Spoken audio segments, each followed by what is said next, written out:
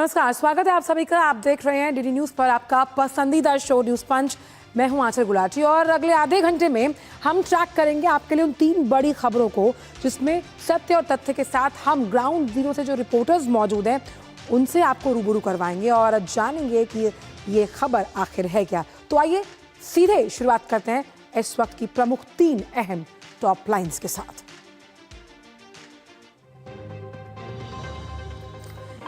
कैसे मिलेगी दिल्ली को एक बढ़ी हुई रफ्तार, यानी कि स्पीड और सुरक्षा, कनेक्टिविटी के साथ आधुनिकता कैसे दिलाएंगे 2 अलग अलग एक्सप्रेसवे, उस पर करेंगे चर्चा।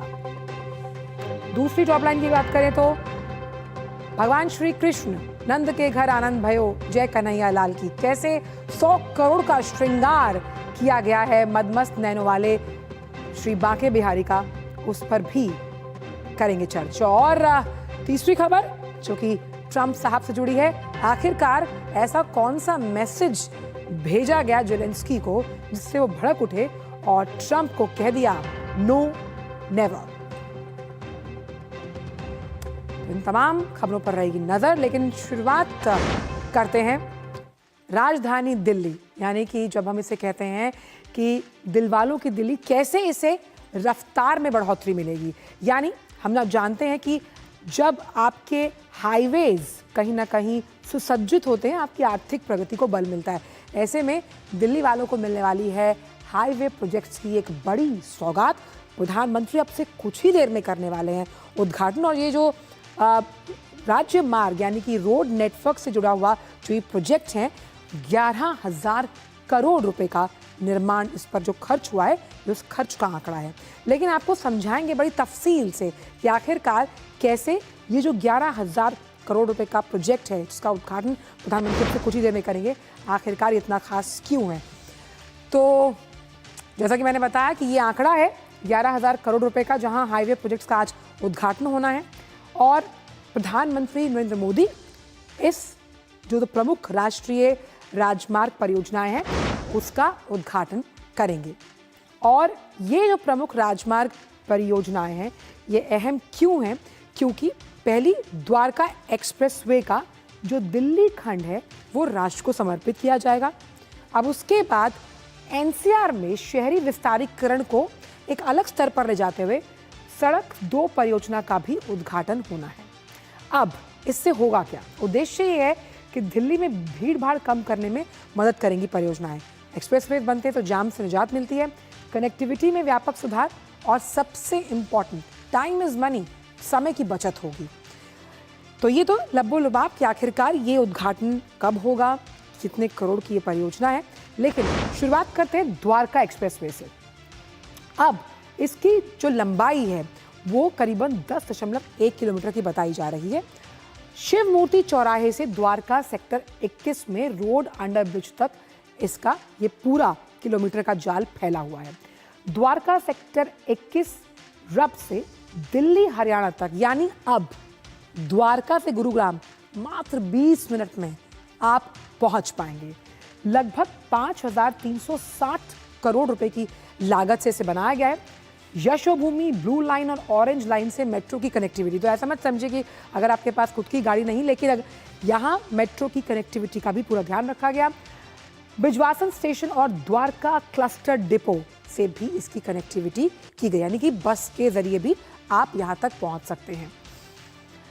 ये पहला जो राष्ट्रीय राजमार्ग की परियोजना है। दूसरी अगर बात की जाए उसमें कैसे शहर के विस्तार सड़क जो योजना है उसे कैसे अब इनॉग्रेट किया जाएगा। बहादुरगढ़ और सोनीपत तक की पहुंच यानी संपर्क को साधने के लिए इसका विस्तारीकरण किया गया है, जो शहरी विस्तार सड़क योजना पार्ट 2 है। अलीपुर से ढिंचाऊ कला खंड का भी उद्घाटन, यानी वो जगह जहां पर पहुंचना अपने आप में पेशानी पर बल डालने वाली बात थी, जाम की वजह से अब उससे निजात मिलती हुई बहादुरगढ़ और सोनीपत तक की सीधी पहुंच यहाँ पर मिलेगी। दिल्ली के जो तमाम ये व्यस्त स्थान हैं, मतलब आप ये समझिए अगर आपको द्वारका जाना है और अगर आप शाम के सबसे उस पीक आवर पर निकलते हैं तो भले ही आप 7 बजे निकलें तब भी आप 11 बजे पहुँचेंगे, और आप 10 बजे निकलते तब भी 11 बजे, यानी 1 घंटे के रास्ते को कैसे वो कम कर रहा है। तो जो अर्बन अगर हम कहें परिवहन से जुड़े हुए नेटवर्क्स हैं उनको कैसे आप आधुनिकता के साथ जोड़ते हैं, उसका सबसे मुफीद उदाहरण ये प्रोजेक्ट है। अलीपुर से डेंचाऊ कला खंड का भी उद्घाटन, साथ ही साथ अब इनर आउटर रिंग रोड पर भी कम दबाव होगा।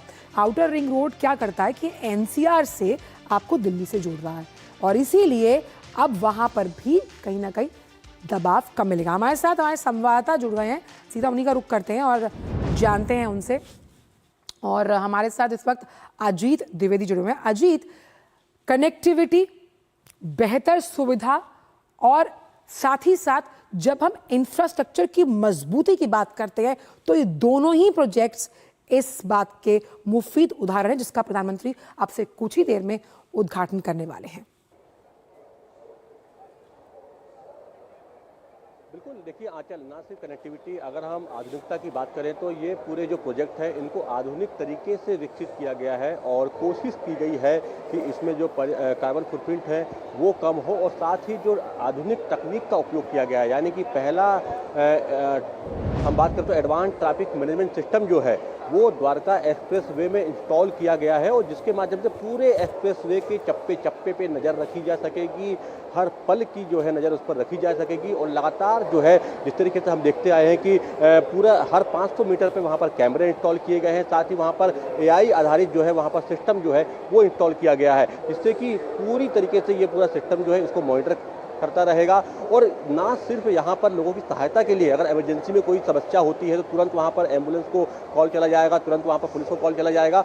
यदि कोई वायलेशन करता है रूल्स का तो वो भी जो है डिटेक्ट होगा और उसके माध्यम से इन्फोर्समेंट भी हो सकेगा, यानी कि जो NHAI ने जो यहाँ पर सिस्टम इंस्टॉल किया है ATMS advance traffic management system, उसके माध्यम से जो है आगे की कार्रवाई जो है पुलिस के द्वारा की जाएगी। यानी कि पूरी तरीके से ये हाईटेक जो है सिस्टम यहाँ पर इंस्टॉल किया गया है। वो कोशिश की गई है कि पूरा जो एक्सप्रेसवे है वो निगरानी में रखे जाए, इसको द्वारका एक्सप्रेसवे की बात हम कर रहे हैं। और साथ ही देखिए कनेक्टिविटी की बात किया तो दिल्ली और NCR में हमेशा से लोगों को भारी समस्या का सामना करना पड़ता था, जाम का सामना करना पड़ता था, क्योंकि लगातार जो है बड़ी संख्या में लोग जो है दिल्ली और NCR के बीच में ट्रैवल करते हैं और खासतौर पर अगर पीक समय की बात की जाए, पीक आवर की बात की जाए तो उस समय बहुत ज़्यादा जाम लगता था। तो अब कोशिश यह है कि जो आसपास का इलाका है, यानी कि जो दिल्ली से जुड़े हुए जो इलाके हैं उनको कनेक्ट किया जाए और बेहतर कनेक्टिविटी दी जाए। साथ ही जो नेशनल हाईवे जो जोड़ते हैं दिल्ली को, अगर दिल्ली मुंबई एक्सप्रेसवे की बात हम करें, दिल्ली जयपुर हम एक्सप्रेसवे की बात करें तो उनको भी बेहतर कनेक्टिविटी प्रदान की गई है, जिससे कि कोई भी ट्रैफिक जो है वो अननेसेसरी जो है दूसरी जगह पे ना हो और जिनको इन एक्सप्रेसवे पे जाना हो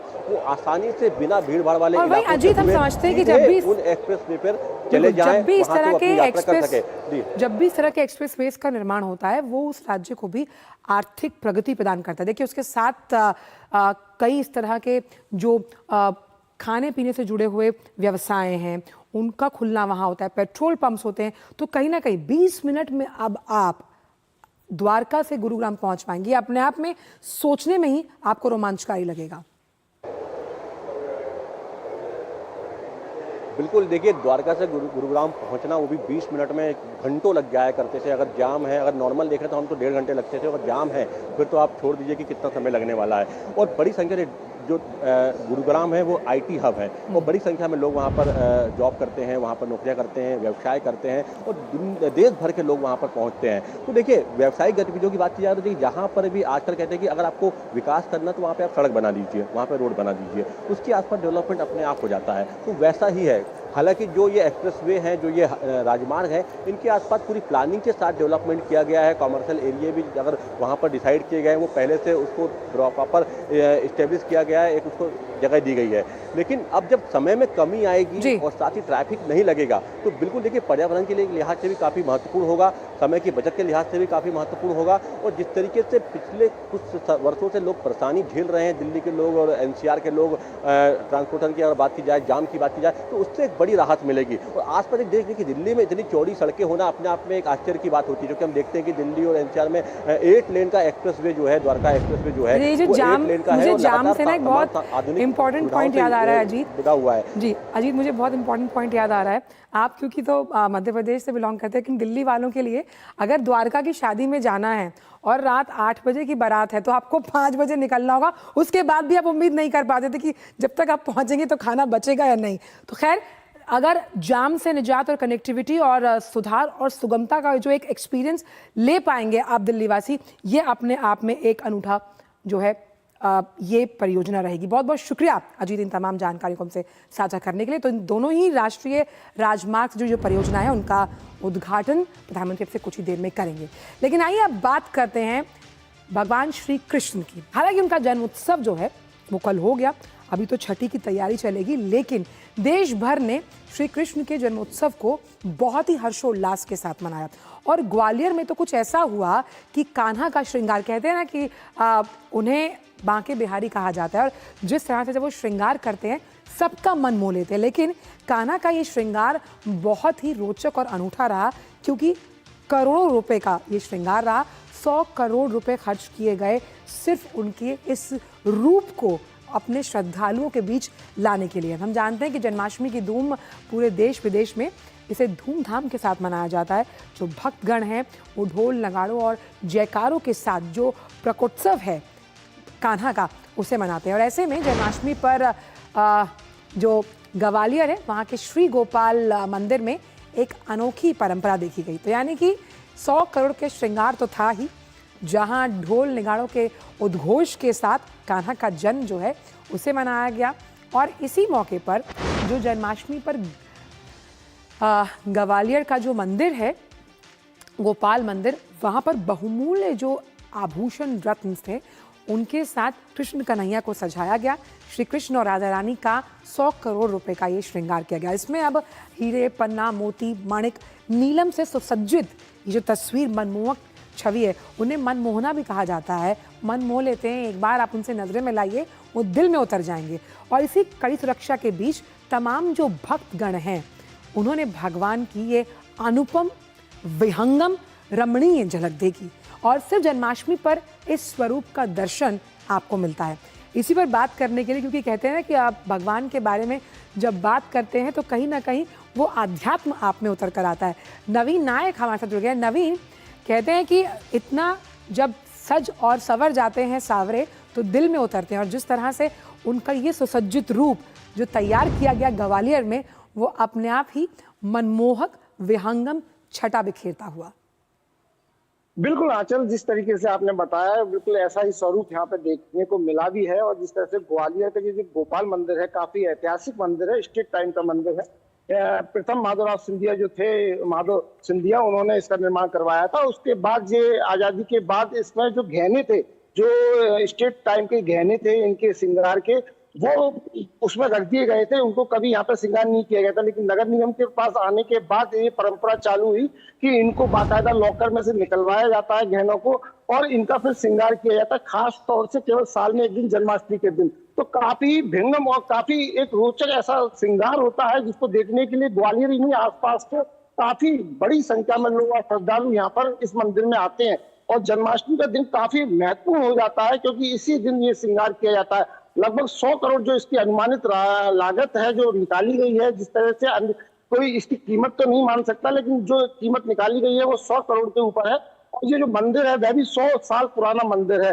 तो कह सकते हैं काफी अच्छा दिन यहाँ पर गुजरता है भक्तों का, और काफी बड़ी संख्या में इस स्वरूप को देखने के लिए खास तौर से ग्वालियर में आते हैं श्रद्धालु। जी साथ ही नवीन, क्योंकि ये एक अनूठी परंपरा है, इसकी शुरुआत कब हुई और खास तौर पर भक्तजनों के लिए ये अपने आप में एक अनुपम सौंदर्य से पूर्ण दृश्य रहा होगा। और वो कहते हैं ना कि जैसे हम भगवान को चुनते हैं, भगवान भी भक्त के उस आगमन के लिए हमेशा आतुर रहते हैं। जी बिल्कुल, जो गहने हैं वो गहने जो थे वो स्टेट टाइम का ये मंदिर है, स्टेट टाइम के ही जो गहने थे वो इनको श्रृंगार करने के लिए रखे गए थे। लेकिन आजादी के बाद फिर जब ये मंदिर जो है वो नगर निगम के अंडर में आया तो ये गहने लॉकर में रखे रहे। लेकिन 2000 के करीब, 2000 के करीब यहाँ पर ये परंपरा शुरू हुई कि इन गहनों को बाकायदा सिक्योरिटी में निकालकर यहाँ पर श्रृंगार करने की परंपरा चालू हुई। तो अब उसके बाद लगातार ये जन्माष्टमी के दिन ही इन गहनों को निकाला जाता है लॉकर से, और उसके बाद यहाँ पर श्रृंगार किया जाता है। 12 बजे तक यहाँ पर दर्शन के लिए खुले रहते हैं पट, और उसके बाद फिर इन गहनों को बाकायदा सिक्योरिटी में ही उतार के बाकायदा लॉकर में रखवाया ही जाता है। तो इस तरीके से कह सकते हैं कि ये जी। काफी मतलब अनमोल वो है, जी। गहने हैं, और उनको यहाँ पर काफी अच्छी तरीके से इस तरह की व्यवस्था की जाती है ताकि जो कान्हा कृष्ण कन्हैया है उनका श्रृंगार किया जा सके। जी। बिल्कुल। और युगल सरकार की ये छवि जो है वो अपने आप में बहुत मनमोहक। बहुत बहुत शुक्रिया नवीन इन तमाम जानकारियों को हमसे साझा करने के लिए। तो वहीं अब न्यूज़ पंच की बात करें तो वक्त एक छोटे से ब्रेक का है, लेकिन ब्रेक के पार आकर जानेंगे कि आखिरकार जेलेंस्की ने ट्रंप से क्यों कहा हमारे इलाके में नो एंट्री। वक्त एक छोटे से ब्रेक का, आप जुड़ रहिए इस खास शो के साथ। सब आ गए? हाँ दादाजी। सब आ गए, लेकिन स्वाद नहीं आया। अब आया असली स्वाद। हाँ, अब आया स्वाद। जब स्वाद के पड़े हो लाले तो MDH का चंकी चाट मसाला डालें। MDH का चंकी चाट मसाला। MDH। जब धरती चीर कर निकलता है लोहे का पत्थर और मिलता है मोंगिया के जोश से, फिर तपता है, पिघलता है और बनता है फौलाद। अब होता है सरिया सारी खूबियों के साथ। मोंगिया स्टील, मजबूत देश का मजबूत सरिया।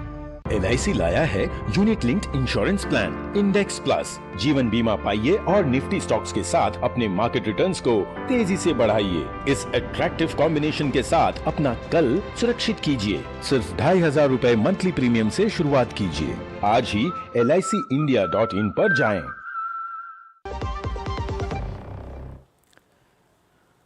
ब्रेक के बाद आप सभी का स्वागत। और अब बात करते हैं व्लादिमीर ज़ेलेंस्की की, जिन पर दबाव बना रहे हैं कौन? अमेरिकी राष्ट्रपति ट्रंप, क्योंकि अलास्का में मिलकर आए पुतिन साहब से और अब उन्हीं की हाँ में या फिर कहें उन्हीं के सुर के साथ अपनी ताल को मिला रहे हैं।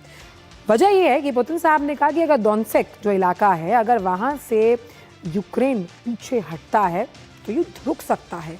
लेकिन जो मीडिया रिपोर्ट्स हैं, ट्रंप ने जब ये बात ज़ेलेंस्की के सामने रखी, जैसे कि मीडिया रिपोर्ट्स कह रही हैं, तो उन्होंने साफ शब्द में कहा नो मीन्स नो। हालांकि दो शब्दों का ये मिला जुला समायोजन है नो, और नो का मतलब है बिल्कुल नहीं। तो आखिरकार ज़ेलेंस्की को ये जो रूस की मांग है, इसकी जानकारी ट्रंप द्वारा दी गई। यानी ट्रंप ने ज़ेलेंस्की को ये जानकारी दी कि भाई बैठक में ये बात सामने आई है। उन्होंने कहा कि पहले आपको बताएं कि लुहांस्क और डोनेत्स्क दो ऐसे इलाके थे जहां पर इस युद्ध की जब शुरुआत हुई थी आज से कुछ साल पहले, इन्हीं इलाकों पर रूस ने कब्जा करने की कोशिश की थी। और यूक्रेन के डोनेत्स्क छोड़ने पर रूस जो है वो रोक देगा युद्ध। यूरोपीय देशों को हालांकि ये रास नहीं आया, और डोनेत्स्क का जो काफ़ी बड़ा हिस्सा है वो रूस के नियंत्रण में। जैसा कि मैंने आपको बताया कि युद्ध की शुरुआत ही वहीं से की गई थी। और ये जो फैसला अगर लिया गया है उस अलास्का की बैठक में, तो ये यूरोपीय देशों को पसंद नहीं आया। युद्ध विराम समझौता अक्सर टिकता नहीं है, ये ट्रंप साहब कह रहे हैं। हालांकि वो खुद युद्ध रुकवाने के लिहाज से अलास्का गए थे, और ट्रंप ने इस बात की जो जानकारी है वो ज़ेलेंस्की को दी है। ट्रंप कभी पुतिन को ये कहते हैं कि वो अपनी बातों पर नहीं रहते, कभी वो पुतिन के साथ हाँ में हाँ मिलाते हुए नजर आते हैं। लेकिन अभी अगर इसका लब्बो लुबाब समझे तो वो पुतिन के साथ एक ही सुर में आवाज़ लगाते हुए नजर आए। अब ये बात तो उन दोनों ने की क्योंकि दोनों दोस्त मिले अलास्का में, जैसा कि उनका कहना है। लेकिन ज़ेलेंस्की ने दे दिया दो टूक नहीं। मीडिया रिपोर्ट से कहती हैं, उसके हवाले से खबर है कि जब ये बात पहुंची ज़ेलेंस्की तक तो उन्होंने साफ तौर पर कहा कि संघर्ष विराम के लिए जो डोनेत्स्क छोड़ने की बात की ट्रंप ने, ज़ेलेंस्की ने साफ तौर पर कहा यूक्रेन अपनी ज़मीन नहीं छोड़ेगा। कुछ ऐसा ही वो व्हाइट हाउस में भी अपने चित परिचित अंदाज में ट्रंप साहब को बताकर आए थे। बिना संवैधानिक बदलाव के लिए संभव नहीं, यानी कि संविधान के लिहाज से देखा जाए तो ये संभव ही नहीं है। वार्ता में यूरोपीय नेताओं को शामिल करने पर जोर। अब ये देखना पड़ेगा, यूरोपीय नेताओं से कुछ ज़्यादा पटती नहीं है पुतिन साहब की, लेकिन यूक्रेनियन जो राष्ट्रपति हैं वो कह रहे हैं कि भाई उनका होना ज़रूरी है। और मुझे लॉन्ग टर्म प्लान बताइए अपना। लॉन्ग टर्म प्लान यानी क्या सुरक्षा की गारंटी पर जो जोर दिया जा रहा है, क्योंकि ये भी बयान मीडिया रिपोर्ट्स में सामने आया है जो यूक्रेनी राष्ट्रपति ने कहा कि कोई भी देश युद्ध नहीं चाहता और युद्ध बंद होना चाहिए। अब एक मीटिंग अलास्का में हुई जो ट्रंप की पुतिन के साथ थी। अब अगली मीटिंग के बारे में आपको बताते हैं जो ज़ेलेंस्की के साथ होनी है वॉशिंगटन में। तो मीडिया रिपोर्ट्स के हवाले से एक खबर है और ट्रंप और जेलेंस्की की इस पूरी मीटिंग पर भी दुनिया भर की मीडिया की निगाहें हैं। डोनाल्ड ट्रंप से मुलाकात करेंगे यूक्रेनियन राष्ट्रपति, व्हाइट हाउस के बाद अब मुलाकात होनी है, और यूरोपीय नेता भी वार्ता में शामिल होंगे। हालांकि पुतिन साहब इसे खासा पसंद नहीं करेंगे। और जेलेंस्की के पक्ष में जो लामबंद हुए हैं यूरोपीय देश, अब उसमें यह है कि रूसी प्रतिबंध, क्योंकि उन पे सैंक्शंस लगाए हैं भाई, तो सैंक्शंस लगाने की वजह से एक सख्त संदेश, और इसीलिए पुतिन साहब को रास नहीं आते यूरोपियन देश कि भाई लगातार उन पे इकोनॉमिक सैंक्शंस लगाए जा रहे हैं। इसी पर बात करने के लिए अखिलेश सुमन हमारे साथ जुड़ गए। अखिलेश, सबसे पहले बात करते हैं जिस मीटिंग का जिक्र अभी हमने किया, जो होने वाली है मीडिया रिपोर्ट्स के अनुसार वॉशिंगटन में ट्रंप साहब और जेलेंस्की की, क्या आपको निकलकर समझ में आ रहा है? जो परिप्रेक्ष्य हमने इस पूरे खबर के दौरान बताया, ये इस परिप्रेक्ष्य के बाद हो रही है, तो ऐसे में क्या कुछ निकलकर सामने आ सकता है इस पूरी मीटिंग के बाद? देखिए, 15 अगस्त को जो बैठक हुई पुतिन और डोनाल्ड ट्रंप के बीच में, निश्चित तौर पे जो बयान सामने आए, पहले पुतिन ने पूरी बात अपनी रखी और उसके बाद डोनाल्ड ट्रंप ने संक्षिप्त रूप से अपनी बात रखी, तो उससे साफ साफ समझ में आता है कि पुतिन ने जो बोला उसके अलावा भी पुतिन ने बहुत कुछ बोला, और पुतिन ने तकरीबन वो सारी बातें ट्रंप को बताई कि किस किस तरीके से हमें वहां पे अपना मिलिट्री एक्शन शुरू करने पर मजबूर होना पड़ा। तो देखिए, ये बहुत ही महत्वपूर्ण बात है कि 3 साल से अगर आप किसी युद्ध में हैं, 3 साल से अगर आपका सैनिक टकराव और सैनिक संघर्ष चल रहा है, तो बातचीत के टेबल पे कुछ तो मोलभाव होगा। और जो शर्तें हैं, पुतिन का कहना है कि जो मूल समस्या है इस संघर्ष की, उस मूल समस्या को एड्रेस करना पड़ेगा। तो देखिए, एक मूल समस्या यूक्रेन में है कि जो रूसी बोलने वाले जो लोग हैं, वो उनका आरोप लगातार रहा है कि वो प्रताड़ना के शिकार रहे हैं। इसलिए व्लादिमीर पुतिन ने यह भी कहा है कि रूसी भाषा को यूक्रेन में मान्यता दिया जाना चाहिए, उनको आधिकारिक भाषा का आधिकारिक भाषा के एक भाषा के रूप में कम से कम उसका दर्जा दिया जाना चाहिए। उसके अलावा बहुत सारे ऐसे इलाके हैं, खास करके जो लुहांस और डोनेट्स्क की बात कर रहे हैं पुतिन, वहां बहुत सारे रूसी भाषाभाषी लोग हैं, और उनको मैं बताऊं आपको अचल की बहुत सारे लोगों को रशियन पासपोर्ट भी दे दिया गया है पूर्व में। तो वे वहां भले यूक्रेन में रह रहे हो, लेकिन रशियन पासपोर्ट लेके वो एक तरीके से रूसी नागरिक का भी दर्जा प्राप्त कर चुके हैं। तो ऐसी स्थिति में पूरी तरह से जो बातें पुतिन को ने रखी है, वो लगता है कि डोनाल्ड ट्रंप उससे काफी प्रभावित थे। और निश्चित तौर पर डोनाल्ड ट्रंप ने जो कहा है कि रूस के साथ जेलेंस्की को बात करना पड़ेगा, और इसके लिए उन्होंने सोमवार को उन्हें बुलाया है व्हाइट हाउस में, तो निश्चित तौर पे और साफगोई से डोनाल्ड ट्रंप कहेंगे कि किन किन बातों को आपका मानना होगा। और देखिए, ऐसा इतिहास में ऐसा हुआ है, कई बार हुआ है, करीब दर्जनों ऐसे उदाहरण है कि जब दो देशों के बीच में संघर्ष हुआ है, सैनिक टकराव हुआ है, उसके बाद टेरिटरी का स्वैप भी हुआ है। बहुत सारे इलाके यहाँ की यूरोप में कई सारे उदाहरण हैं, टेरिटरी स्वैप का अखिलेश। और इसमें एक चीज और, मैं अभी अंग्रेजी अखबार पढ़ रही थी, उसमें बहुत अच्छा उन्होंने कहा कि ट्रंप साहब ने ये कहा कि Russia is big unlike you, यानी कहीं ना कहीं वो पुतिन की उस शक्ति को भी आंक कर ये बात जेलेंस्की तक पहुंचाना चाहते हैं। लेकिन अगर आपको याद हो तो इसी वॉशिंगटन के यही व्हाइट हाउस में बहुत ही चिर परिचित अंदाज में जेलेंस्की कहीं ना कहीं धमकाते हुए नजर आए थे ट्रंप को। देखिए, जेलेंस्की की जो भाषा थी और जो व्हाइट हाउस में उस दिन हुआ था, वो किसी भी डिप्लोमेटिक डेफिनेशन और किसी भी डिप्लोमेटिक बिहेवियर के बिल्कुल विपरीत था। कोई भी दो राष्ट्र के जो प्रमुख हैं, वो इस तरीके से खुलेआम कैमरे के सामने और पूरे मीडिया के सामने इस तरीके से बातचीत नहीं करते। लेकिन अब दोनों ने बातचीत की तो निश्चित तौर पे पूरी दुनिया को एक तरीके से के लिए वो शॉकिंग था कि किस तरीके से ट्रंप जो राष्ट्रपति हैं, उनके उपराष्ट्रपति जेडी वांस और अन्य सारे लोग मिलकर जेलेंस्की के साथ इस तरीके की बात कर रहे थे। और जेलेंस्की भी अपने पुराने अंदाज में, चूंकि वो प्रताड़ित हैं, तो वो भी अपनी बातों से रिटेलिएट कर रहे थे। लेकिन निश्चित तौर पे आज जब हालात ये है कि 3 साल से अधिक समय हो गया, यूक्रेन की जनता पूरी तरह तबाह है, यूक्रेन की पूरी आर्थिक स्थिति तबाह है, उसमें ऐसे किसी न किसी वार्ता के टेबल पे आना होगा। और जो तरीका होता है कि ट्राइलेटरल मीटिंग हो, क्योंकि पूरी दुनिया ये मानती रही, यहाँ तक कि यूरोप भी हमेशा रिकॉग्नाइज करता रहा है कि जेलेंस्की को ट्रंप से बात करनी चाहिए और पुतिन और ट्रंप के बीच में एक नेगोशिएटेड फॉर्मूला अपनाया जाना चाहिए। तो वो जो बात है अलास्का वाली बात है, अलास्का वाली बात को यह मान के बहुत सारे लोग चल रहे हैं कि एक बेसिक टॉक है अमेरिका और रूस के बीच में, जो दुनिया की दो महाशक्तियां हैं, अभी भी दो महाशक्तियां हैं, इसमें कोई संदेह नहीं है। और रूस और अमेरिका के बीच में जो बातचीत होगी उसके आधार पे जेलेंस्की और यूरोप को एक सेटलमेंट पे आना होगा। और इसीलिए पुतिन ने जो अपनी बात कही थी उसमें प्रेस के सामने, उन्होंने कहा था कि हमारे बीच में जो सहमति बनी है, मुझे आशा है कि यूरोप और जेलेंस्की उसे सबोटाज नहीं करेंगे, उसको नष्ट नहीं करने का प्रयास करेंगे। तो निश्चित तौर पे ये बात पुतिन साहब तो कहेंगे क्योंकि उन पर इतने आर्थिक सैंक्शंस लगाए गए। बहुत बहुत शुक्रिया अखिलेश इन तमाम जानकारी को हमसे साझा करने के लिए। और सबकी निगाहें इस वॉशिंगटन की मीटिंग पर रहेंगी क्योंकि जो बातें एक मध्यस्थता का सूचक बनकर ट्रंप साहब ने अलास्का में कही, अब वो क्या इस बात को पहुंचा पाएंगे जेलेंस्की के दिल और दिमाग तक, ये देखना होगा। फिलहाल अभी के न्यूज़ पंच में इतना ही। आपसे मुलाकात होगी 2 बजे कुछ और अन्य खबरों के साथ। आप देखते रहिए DD न्यूज़। मुझे दीजिए इजाजत। नमस्कार।